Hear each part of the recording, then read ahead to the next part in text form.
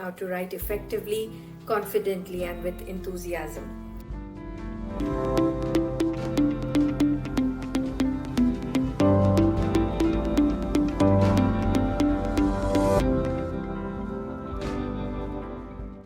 Hello everyone, welcome once again to my video on how to write effectively, confidently, and with enthusiasm. So today I would like to share some in-depth ideas on how you can develop your characters in your book. One of the first techniques of writing that I trained in was observing characters. To be able to describe, elaborate, and create real-life characters, it is necessary to have a vivid image in your head. Writing character is a visual art. For example, many literary books are remembered more for their characters than the stories. If you think of Sherlock Holmes, you immediately have a picture of the personality in your mind. Similarly, Harry Potter, he's become one of the most well-known fictional characters in recent times. Therefore, writing impressionable characters is the vital part of the writing process. Now, where do characters come from? Real life, of course. The best way to create your version of characters is to first observe real characters. They are all around you, waiting at the bus stop, sitting in the train or a plane, or in daily encounters at work or public places. You could be in a coffee shop or sitting in a park. Watch people around you. Observe like you're going to paint or sketch them. The key is to have a keen and curious eye. Now don't get weird and stare at people or stalk them. That's not what I'm saying. So wherever you go, just be observant of the person, about their style of talking, their expressions, their body language, and take in their appearance. How do they look? What do they dress like? What is their style of speaking, and try to imagine what kind of job they have. Save that image in your head. So for example, I was shopping in a supermarket and I caught a glimpse of someone with purple hair and tattoos all over her body, mostly arms and shoulders. And I began to imagine, so what if I created a character in my book with purple hair and tattoos? Would this person be working in a hospital? Or be a businesswoman? Or maybe a spy? So when you look at characters, try to imagine a scenario in your book, a paragraph or a section in your book that character would actually work well in.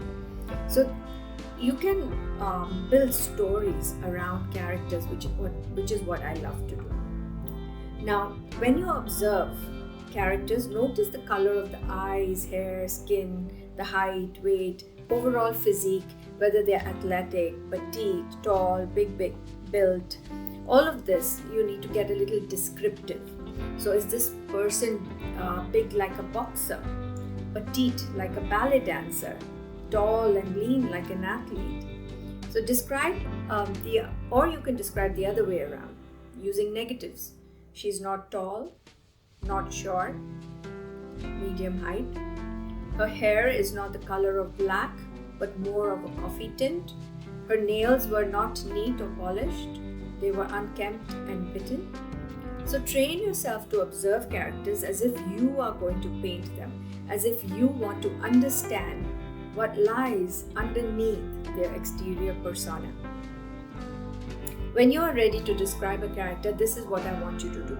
So firstly, list out 10 words, 10 characteristics to describe clothing, overall appearance. For example, athletic, energetic, neat, impatient, glum, edgy, tan, well-dressed, funny, nerdy, businesslike, nervous.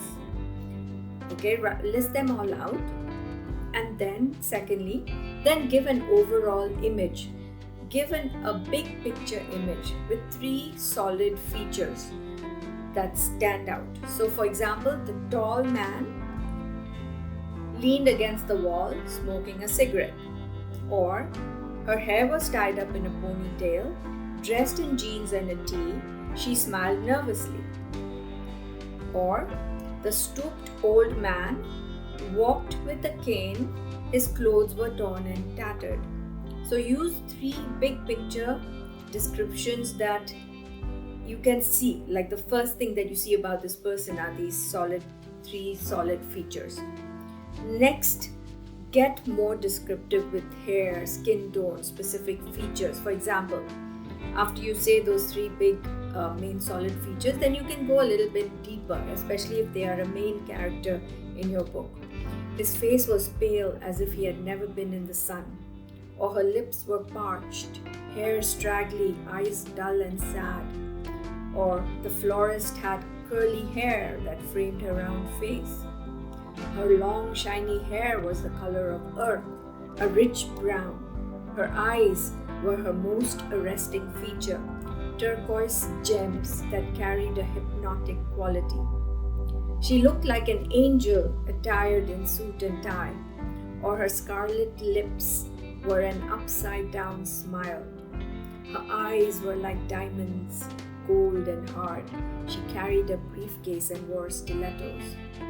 The middle-aged man was plump, and yet his fingers were slender, delicate, the kind that could skim across the keys of a piano and create beautiful music.